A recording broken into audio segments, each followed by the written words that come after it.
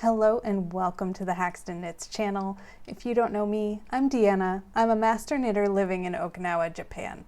And that is what this channel is all about. It's all about the knitting and it's all about the life here in Okinawa. This week, I just have a quick check-in episode for you. While I would absolutely love to do episodes like my trip to Tokyo in my last episode, just travel all around the world and buy yarn, alas, my budget and my day job prevent me from doing that. So this week, I'm just going to be showing you all of the projects that I've been working on now that I have refreshed my yarn stash. Let's get started.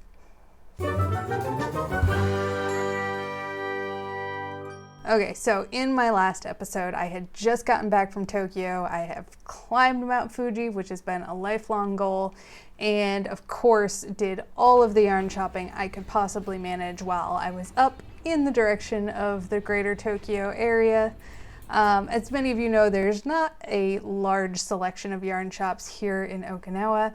We do have some great big box stores like Pandora House, Tokai Craft Heart, and Rainbow House. But if you want, the snobbier yarns, which I tend to gravitate to, I admit that I tend to be a bit of a yarn snob.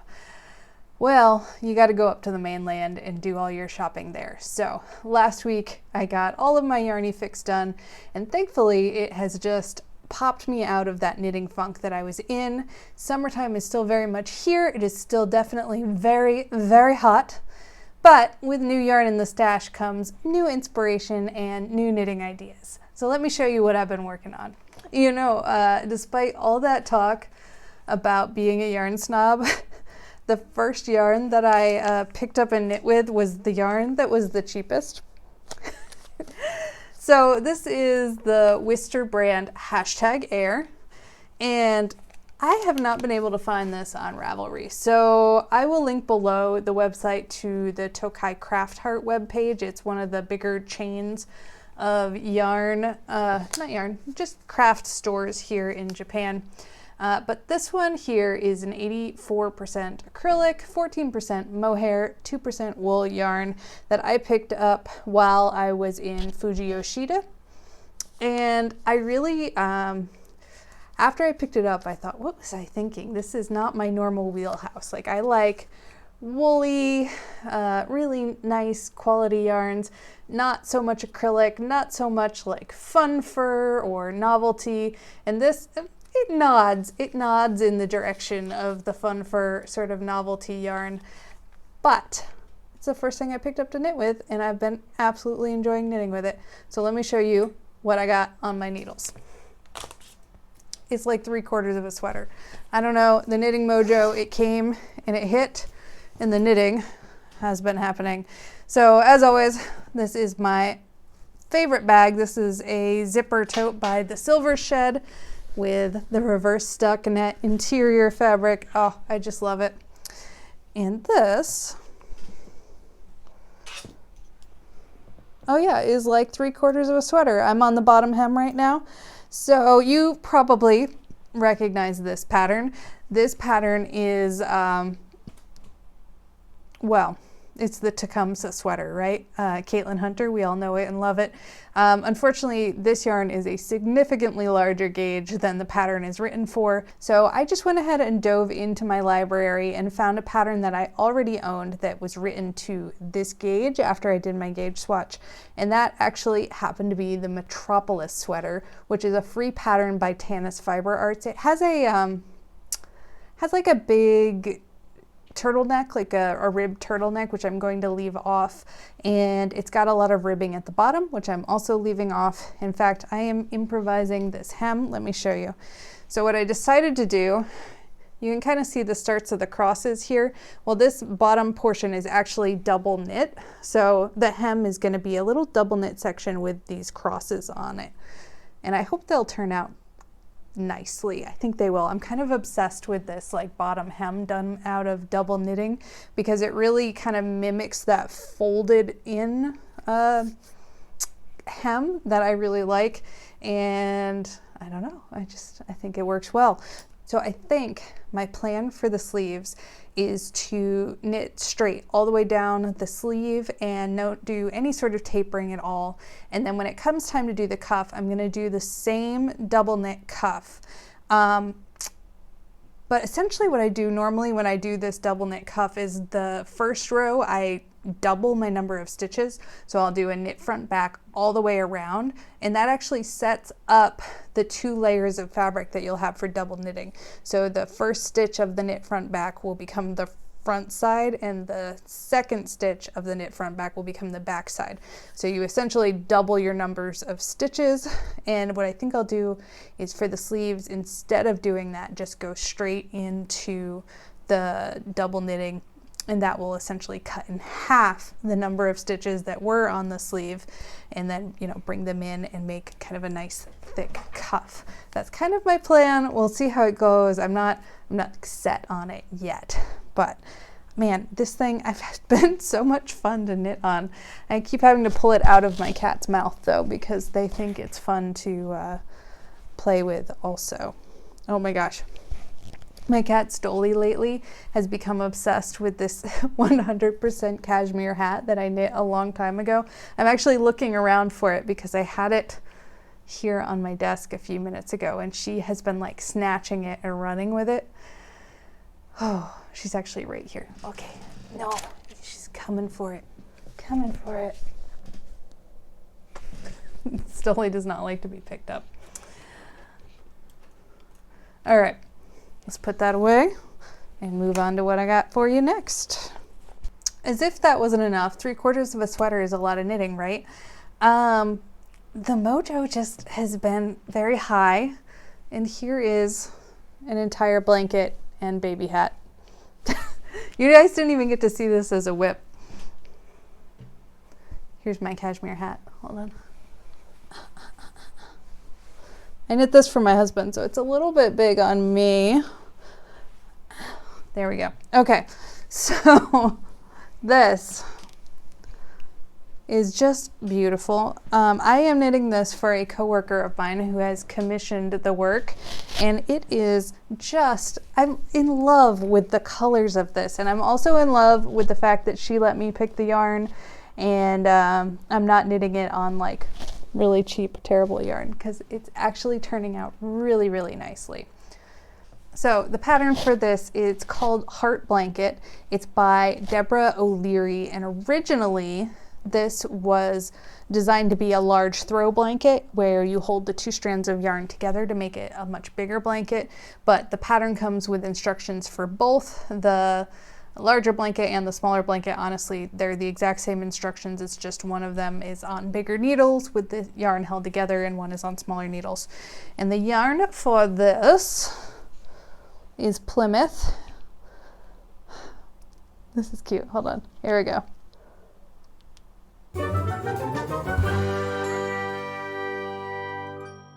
This is my taking a picture for the cover. All right, so the yarn for this guy is Plymouth. It's worsted merino superwash solids. I use that for the pink, and this is a pearl gray color. And then for the contrast, I'm using Berroco vintage.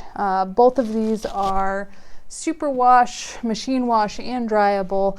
I think they both contain a little bit of wool and a little bit of acrylic. And I have actually already put this guy through the wash, and it held up great. So if you're thinking about doing baby blankets in this, I can vouch for it. The original pattern calls for a center panel with some hearts. So this has actually ended up being 2 more panels than it was supposed to be. So imagine these 2 panels are gone, and then you just have 3 pink panels. That's how the pattern was supposed to be. And then the centermost panel had hearts on it, but my coworker commissioned it without all of the hearts. We just got one up in the top corner, and I am assuming that is because she's going to lay her future baby to be out on the blanket for all of those cute, you know, 1 week, 1 month, 2 months, 5 months, 6 months, 2 year pictures. I hope she loves it. I'm always super nervous when I am knitting for other people, especially when those people are paying me, right? Because you want to do it perfect and you want them to be satisfied. But I have totally enjoyed this process. I've enjoyed working on it. And as always, when I am getting paid, I knit like the wind. I take it very seriously, and I just work exclusively on this project until it is done. So as a result, this guy, you never even got to see him in the WIP stage. You never even got to see the yarn in the acquisition stage because I did it all at once. I am loving the way this drapes too, but I did notice, so I was nervous about the yarn holding up for washing and drying, and I would say that even though this yarn does survive washing and drying, I always recommend with this type of yarn, machine wash on gentle and then just like chuck it over a railing or lay it flat somewhere to dry. Trying to be practical because I know like people with new children, they don't really have the time in their lives to hand wash their baby's blankets because babies are messy. But that would be my recommendation. And to test the yarn out, I did just this cute little hat. So this adorable little hat, it is the Quick Newborn Beanie, and it is by Betsy Bush, and it is a free pattern on Ravelry. When you link to the pattern, it actually gives you just the pattern for the hat and then a link to the instructions where you can do the bow, and you can also do these little like cute ears that go on as well. And I thought it turned out adorable. I put this guy through the wash. Now the bow did come up and get like weird in the wash, so I had to tack it back down again. The patterns call for you to just tack it here in the middle, but I did end up tacking it down on each of these sides as well. You can see seam work on the inside here. So these turned out so cute, and I had to show them to you guys as soon as possible because I'm gonna give them away and they will be gone. But yeah, I did love the way after I washed this hat, it kind of thickened up. It didn't felt, but it definitely like fluffed and filled in. And I think that the first time this blanket washes, it'll do the same thing. And I kind of, I like it better that way. I think that the fluff and fill gives it a little bit of a heavier texture. Whereas like the lacy bits of this are a little bit drapey. For the pink yarn, this is the Plymouth Worsted Merino Superwash Solids in the light orchid colorway. It's number 85. And then this one is the gray colorway, number 93. And last but not least, our Berroco vintage. This one is in the color Overcast, which is number 51183. In case you want to make some of your own. And I used 2 skeins of the pink and the light gray and 1 skein of this dark gray, and it was yarn chicken. So I have not even like a yard of the pink yarn left. I did have enough of the gray to make this hat, and then the dark gray I used all the way to the last maybe like 5 inches. So definitely, I did knit it bigger than it was called for. So if you are doing the pattern without adding the extra rows, you can get away with probably less. All right, let's move on. This is getting hot. Okay. Okay, so that's really all the knitting that I've done. I feel bad because I've had some WIPs on the needles for a while that I really should have been paying attention to, like my Orenburg worm shawl, like the Waiting for Rain shawl, which literally only needs to be bound off and it is done. But what can you do when the knitting funk, see, that's the thing, like you get the knitting funk and then you end up with all these things that you don't really care about, and then the inspiration finally comes back and you want to knit just not any of the things that you have on your needles already. I have one more quick update for you before we go. Viewers of my channel know about this sweater.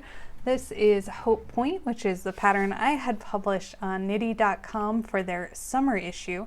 And now that their summer issue is done with and their next season is out, I am free to kind of do more with this pattern. And one of the things I had was I had it translated into Danish. So I was approached by this website. It is strikkeglad.dk. Please forgive my pronunciation. I don't speak Danish, but they have translated this pattern, and it is of course free. The English pattern is free and the Danish pattern is free. If you would like to check it out over on Ravelry, if you go onto the Hope Point pattern page, you will see in the description a link to the Danish translation. So hopefully you guys can enjoy this pattern, and if you are a Danish speaker, maybe go check out the pattern and let me know how they did translating it, because I can't fact check it. I don't speak Danish, but I absolutely was thrilled to be approached by this website. I would love to work with translators from other countries to get my patterns into all the languages I can possibly get them into. I'm thinking about trying to knit this pattern up or write this pattern up in the Japanese style. It would be actually fairly easy to do. I just have to get the translations for gauge and needles and all of that translated into Japanese and then write the charts. So hopefully in the future we'll see some more language versions of my patterns coming out. In the meanwhile, I also have my Moroccan blue pattern, which I have just self-published over on Ravelry. Completely enjoyed the process of writing up this pattern, sending it through test knitting. Thank you so much to my test knitters who were working on it diligently over in the testing pool. I really appreciate their hard work and effort. And if you love this pattern, please check it out over on Ravelry. Share any progress that you are working on. I've seen some amazing pictures and color choices coming through on Instagram, and it's just so thrilling. It's like really exciting when you get to see your patterns come into fruition, especially like all the different colors and yarn choices, like things I would never think to pick out. They turn out great. So hopefully you're enjoying me blooming into a new designer. This is a new process for me that admittedly causes me a lot of anxiety, like a lot of anxiety. I am so nervous that there's going to be something wrong in my pattern, or people aren't going to like the way it fits, or who knows what else. So I'm doing my due diligence to check and double check my math, and to get the test knitters out there, which if you're a new designer or you're an experienced designer, you know can be very difficult in the beginning.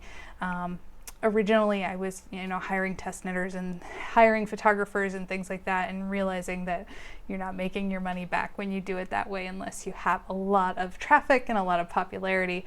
So this will hopefully be a continuously growing process for me. One of my goals is when I retire from my current day job to find a way to make a living in the knitting world in some way, whether it's test knitting or designing my own patterns or working in a yarn shop or creating my own yarn.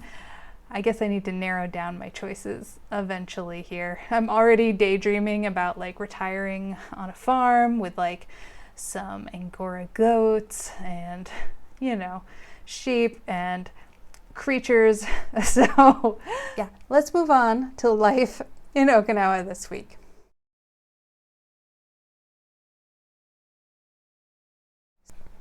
All right, for life here in Okinawa, alas, we are back in a state of emergency for coronavirus. Our cases are rising again. We've seen some crazy cases in the hospital recently. And so, of course, we are avoiding crowded places, not going out to eat. It makes it a little bit tricky to film Life in Okinawa segments.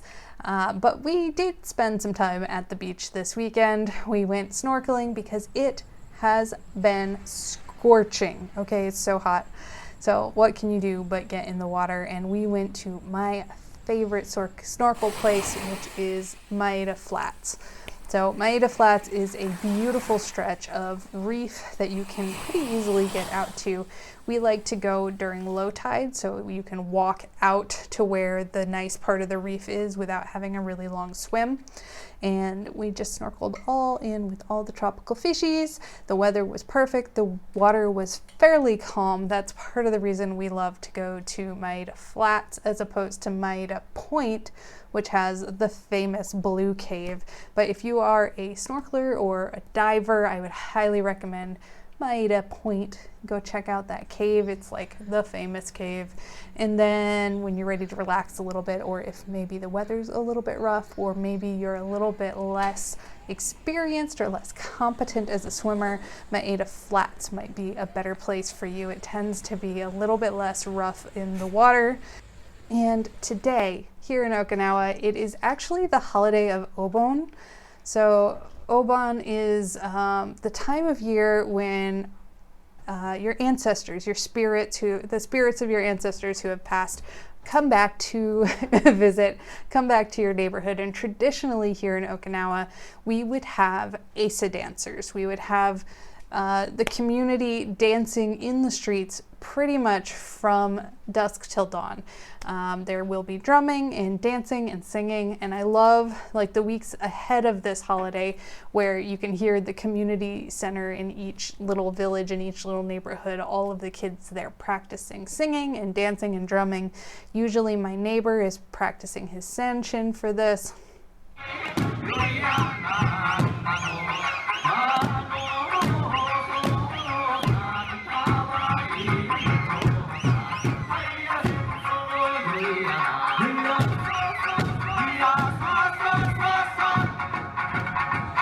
Alas, this is another thing that has been squashed the last couple of years for COVID reasons. But normally we would have dancers all through the night. You can actually arrange ahead of time for them to come to your house specifically to dance and, you know, kind of bless the area.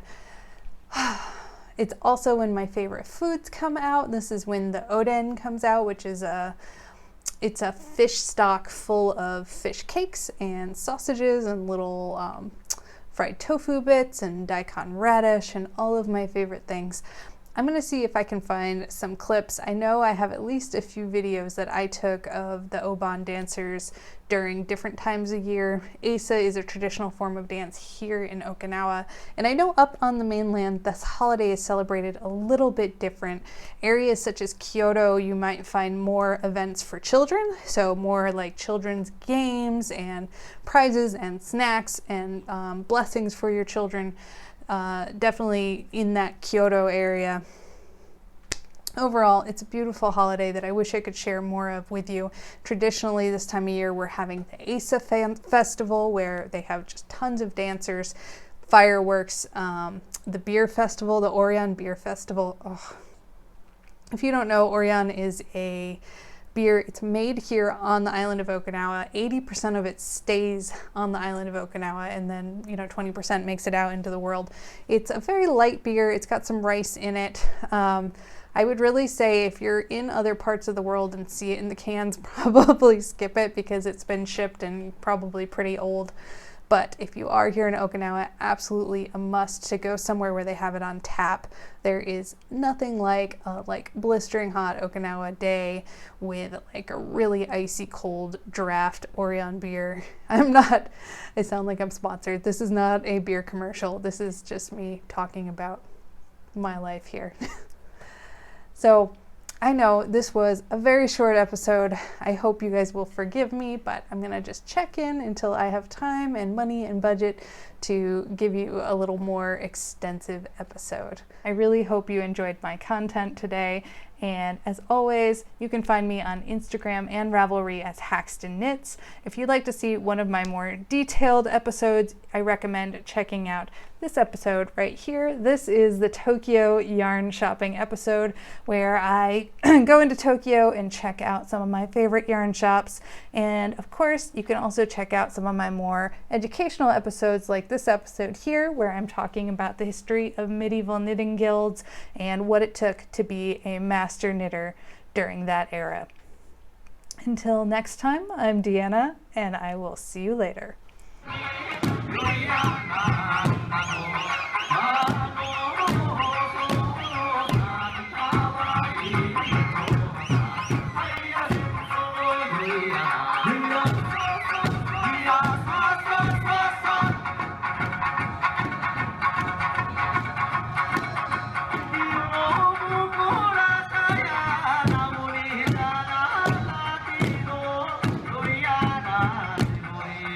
Oh